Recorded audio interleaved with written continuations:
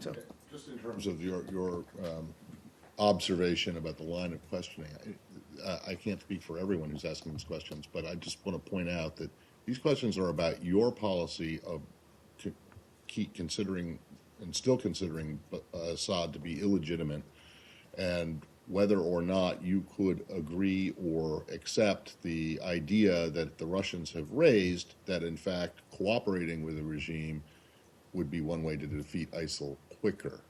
They're about U.S. policy. They're not about saying that Assad is better, or that Syria, or at least mine, and I think some others, are not about trying to suggest that Assad should somehow no, I disagree. is good Matt. for the country. No, I disagree. I think, look, I think fair questions and hard questions about policy are absolutely right. But I do think there is an implication in some of these questions that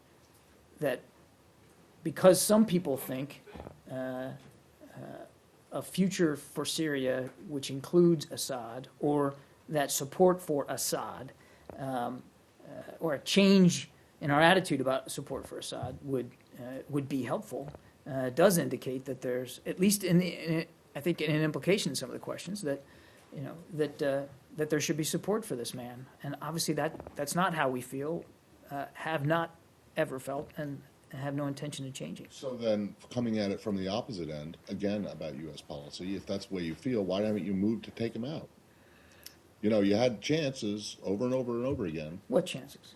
To get rid of him. With the chemical weapons and the military and the airstrikes that McCain were talking about. Obviously, you weren't going to target him for assassination, but the opposite argument. If you want to make the argument, there are plenty of people up on the Hill right now who say that the administration has not done enough to act on its decision that Assad is illegitimate. We are working very hard towards the same goal, which is a political transition away from Assad.